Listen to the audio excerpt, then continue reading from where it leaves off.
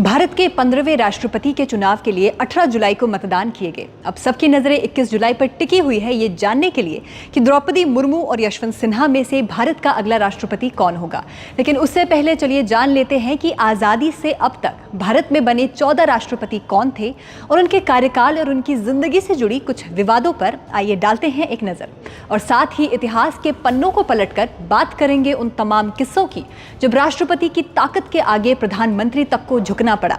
जुड़े रहिए जानने के लिए कि ऐसे कौन से राष्ट्रपति थे जिन पर गोली मारकर हत्या करने की कोशिश की गई। डॉक्टर राजेंद्र प्रसाद आजाद भारत के सबसे पहले राष्ट्रपति बने। एक्टिविस्ट, लॉयर और स्कॉलर रहे डॉक्टर राजेंद्र प्रसाद राष्ट्रपति बनने से पहले भारतीय स्वतंत्रता सेनानी और संविधान सभा के अध्यक्ष भी रहे थे। जवाहरलाल नेहरू और डॉक्टर राजेंद्र प्रसाद के बीच हुए टकरावों का सिलसिला बहुत चर्चित है। सन 1951 में प्रधानमंत्री नेहरू ने संसद में हिंदू कोड बिल को पेश किया, लेकिन डॉक्टर राजेंद्र प्रसाद इस बिल को लेकर नेहरू से असहमत थे और उन्होंने पंडित नेहरू को कई खत लिखे और इस खत के जवाब में सदन और सरकार के फैसले को चुनौती देने के राष्ट्रपति के अधिकार पर नेहरू ने सवाल उठाए। लेकिन डॉक्टर राजेंद्र प्रसाद पीछे नहीं हटे। उन्होंने लिखा कि राष्ट्रपति उतना असहाय नहीं है और सरकार और सदन पर भी पाबंदियां हैं। भारत के पहले उपराष्ट्रपति और दूसरे राष्ट्रपति रहे सर्वपल्ली राधाकृष्णन। कभी पेशे से शिक्षक रहे राष्ट्रपति राधाकृष्णन के भी पंडित नेहरू के साथ विवाद बेहद चर्चित है। सन 1962 में जब भारत चीन युद्ध हुआ, चीन से भारत की हार पर राष्ट्रपति ने नेहरू सरकार पर सवाल उठाए थे। उन्होंने इस हार के लिए नेहरू सरकार को जिम्मेदार ठहराया और उन पर लापरवाही बरतने का आरोप लगाया।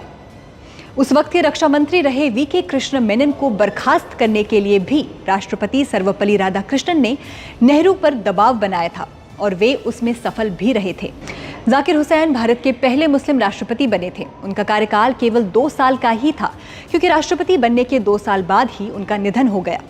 ये पहली बार था जब कार्यकाल से पहले ही राष्ट्रपति का पद खाली हुआ था और जाकिर हुसैन की मौत ने देश में संवैधानिक संकट पैदा कर दिया।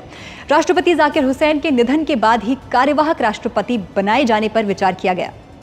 जाकिर हुसैन के निधन के बाद वी.वी. गिरी ने बतौर केयरटेकर प्रेसिडेंट राष्ट्र का भार संभाला। लगभग 3 महीने के कार्यकाल के दौरान वी.वी. गिरी के लिए गए 2 बड़े कदमों की वजह से वे चर्चा में बने रहे। पहला था शिमला एग्रीमेंट, सन 1971 की भारत और पाकिस्तान के बीच पीस ट्रीटी। दूसरा 1969 का बैंक राष्ट्रीयकरण विधेयक। इसके जरिए भारत के 14 सबसे बड़े बैंकों का राष्ट्रीयकरण किया गया। फखरुद्दीन अली अहमद भारत के दूसरे मुस्लिम राष्ट्रपति थे। भारतीय लोकतंत्र का सबसे विवादित दौर इमरजेंसी इन्हीं के कार्यकाल के दौरान लागू किया गया था, तो जाहिर तौर पर फखरुद्दीन अली अहमद भी अपने कार्यकाल के दौरान लिए गए फैसलों से विवाद में बने रहे। 25 जून 1975 को इंदिरा गांधी ने राष्ट्रपति को इमरजेंसी लागू करने के लिए एक फाइल भेजी, जिस पर राष्ट्रपति ने कैबिनेट की मंजूरी लिए बिना हस्ताक्षर कर दिए। इसी वजह के चलते राष्ट्रपति पर कई सवाल उठे। आंध्र प्रदेश के पहले चीफ मिनिस्टर और देश के पहले गैर कांग्रेसी राष्ट्रपति बने नीलम संजीव रेड्डी। सन 1977 में जनता पार्टी के सत्ता में आते ही निर्विरोध राष्ट्रपति चुन लिए गए थे।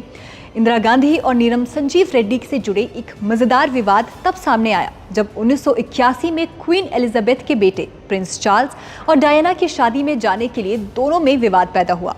कूटनीतिक कारणों के चलते दोनों विवाह समारोह में शामिल नहीं हो सकते थे, तो इस पर रेड्डी ने कहा कि यदि सरकार उन्हें नहीं भेजेगी तो वो अपने हैसियत से जाएंगे। आखिरकार इंदिरा गांधी को पीछे हटना पड़ा।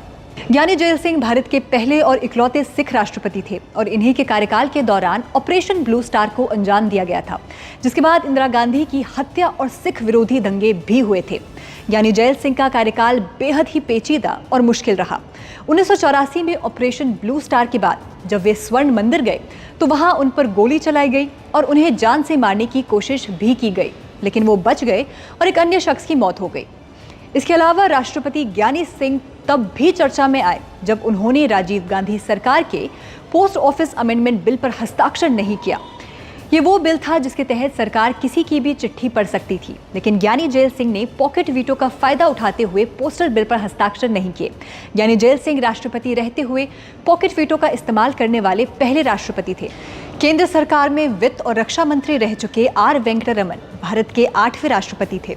1989 में लेफ्ट, बीजेपी और छोटी पार्टियों के साथ मेजॉरिटी होने के बावजूद राजीव गांधी को सरकार बनाने का न्योता देने के कारण आर वेंकटरमन विवाद में बने रहे।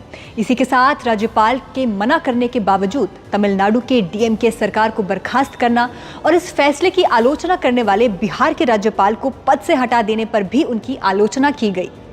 1952 में भोपाल के मुख्यमंत्री रहे शंकर दयाल शर्मा सन 1992 में भारत के राष्ट्रपति बने। 1996 में बीजेपी के पास बहुमत न होने के बावजूद उन्होंने पार्टी को सरकार बनाने का न्योता भेजा और जब अटल बिहारी वाजपेयी की ये सरकार 13 दिनों में गिर गई तो उनकी बहुत आलोचना की गई। बाबरी मस्जिद के विध्वंस के दौरान शंकर दयाल ही राष्ट्रपति थे और तब उन्होंने केंद्र सरकार और राज्य सरकारों की आलोचना करते हुए कहा था कि यह हिंदू और सभी अन्य धर्मों की सिद्धांतों के खिलाफ है। के.आर. नारायण भारत के पहले दलित राष्ट्रपति बने थे। इन्हीं के कार्यकाल के दौरान बहुमत सिद्ध न कर पाने की स्थिति में 2 बार संसद को भंग किया गया था और साथ ही ये पहले ऐसे राष्ट्रपति थे जिन्होंने बिहार और यूपी में राष्ट्रपति शासन लगाने की कैबिनेट की सिफारिश को ठुकराया था। भारत के सबसे लोकप्रिय राष्ट्रपतियों में से एक डॉक्टर एपीजे अब्दुल कलाम राष्ट्रपति बनने से पहले डीआरडीओ और इसरो में वैज्ञानिक रह चुके हैं, लेकिन एपीजे अब्दुल कलाम भी विवादों से दूर नहीं रहे। 2004 लोकसभा इलेक्शन से पहले एपीजे कलाम ने वाजपेयी को कहा था कि सरकार के निर्णय लेने की शक्तियां उन्हें सौंप देनी चाहिए। इसके अलावा 2009 में अमेरिकन एयरलाइंस के अधिकारियों ने राष्ट्रपति की तलाशी ली थी, जिसके बाद एक बहुत बड़ा विवाद खड़ा हो गया था। देश की पहली महिला राष्ट्रपति बनी प्रतिभा सिंह पाटिल। इसके साथ उनका नाम अपने रिश्तेदारों के साथ सरकारी पैसों पर सबसे ज्यादा विदेश दौरे पर जाने वाली राष्ट्रपति के नाम पर भी जुड़ने लगा। साथ ही 5 साल पहले ही मर चुके एक रेपिस्ट हत्यारे की फांसी की सजा को उम्र कैद में बदलने पर भी वे विवादों में बनी रही। वित्त मंत्री और रक्षा मंत्री जैसे अहम पदों पर रह चुके प्रणब मुखर्जी देश के 13वें राष्ट्रपति बने। प्रणब मुखर्जी ने 2016 में विवादित एंटी टेरर बिल को पुनर्विचार के लिए वापस लौटा दिया था, जिसके बाद वे विवाद में बने रहे। गौर फरमाने की बात यह है कि यह बिल 2004 से अटका हुआ था।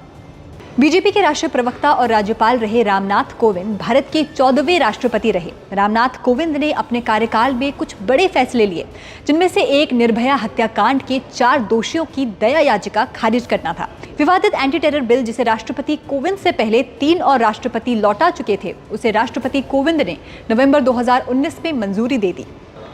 ये थे अब तक के भारत के 14 ऐसे राष्ट्रपति जिनके कार्यकाल में कई अहम फैसले लिए गए और जिन्होंने ये दिखाया कि राष्ट्रपति असहाय नहीं बल्कि देश और देश की राजनीति में होने वाले अहम बदलावों का हिस्सा है। अब देखना ये होगा कि देश का 15वां राष्ट्रपति कौन होगा और वो इस सूची में क्या नए बदलाव लेकर आते हैं। फिलहाल इस वीडियो में इतना ही। आप बने रहिए जी न्यूज़ डिजिटल के साथ।